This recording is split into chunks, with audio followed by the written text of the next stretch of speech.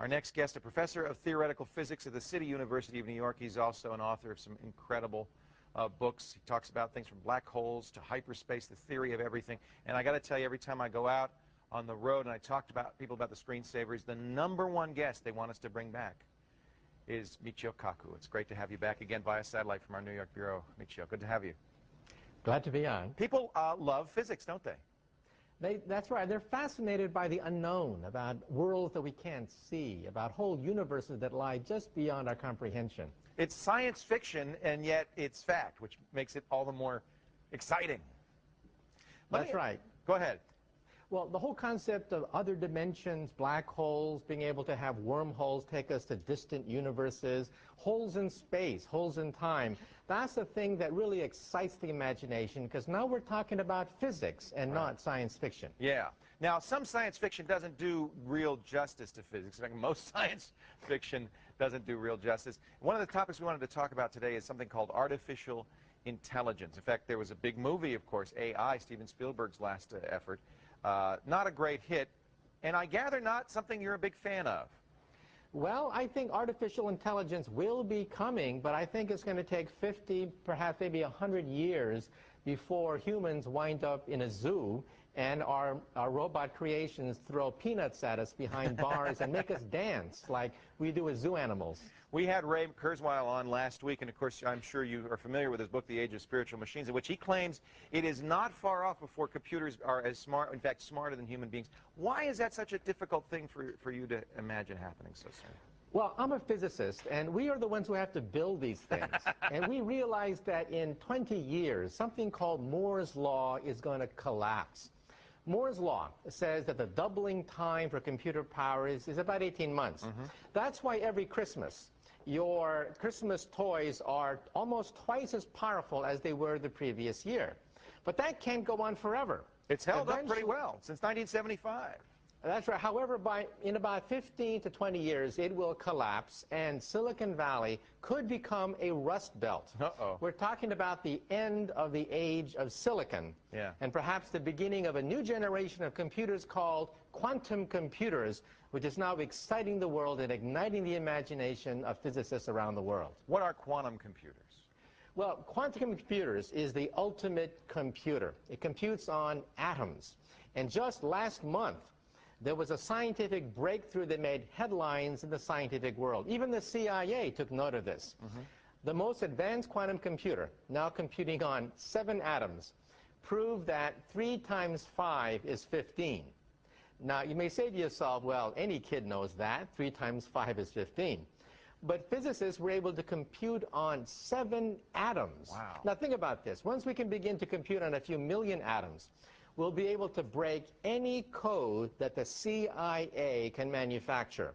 The CIA is being very cautious about this new technology because it means that we will be able to break perhaps any code with a quantum computer.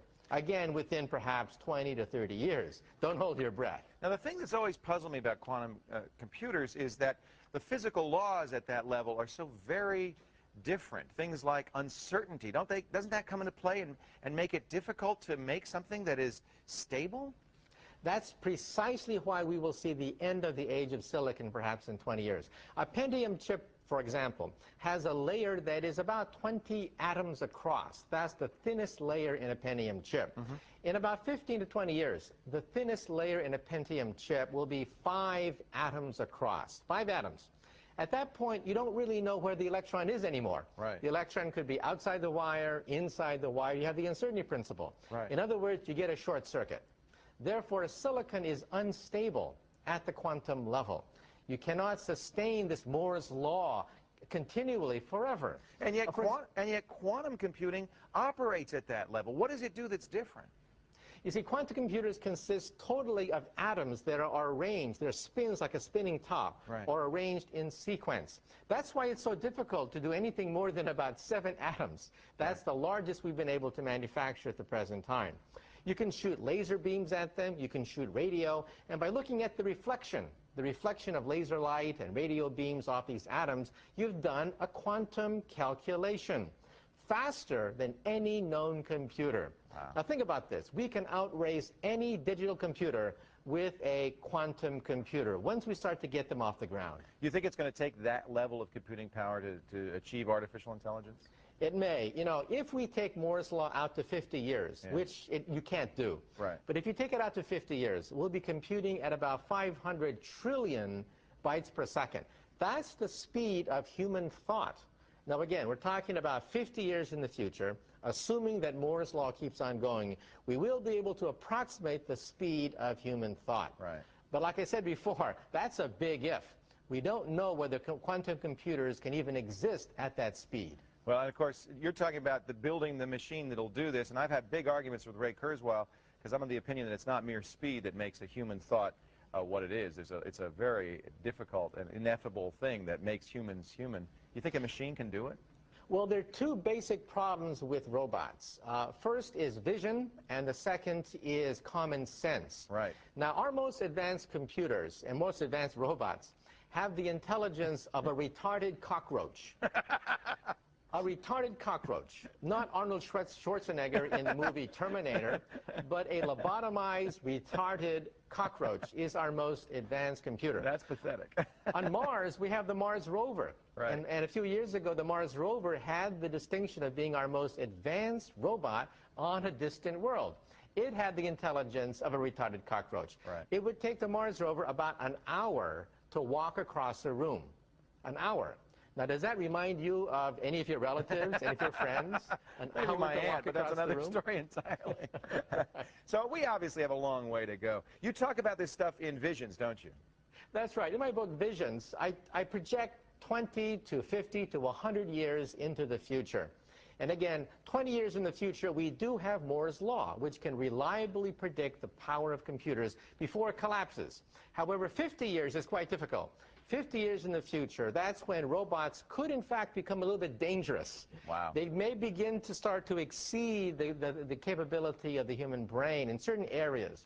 And therefore, I suggest that far in the future, we put what is called an Asimov chip inside their brain.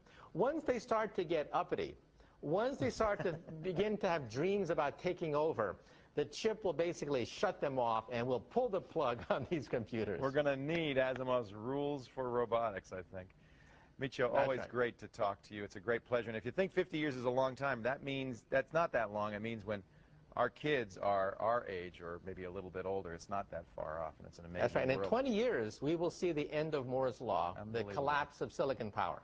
What a world. Michio, thank you so much. If you want to learn more about Michio, of course, mkaku.org, mkaku.org.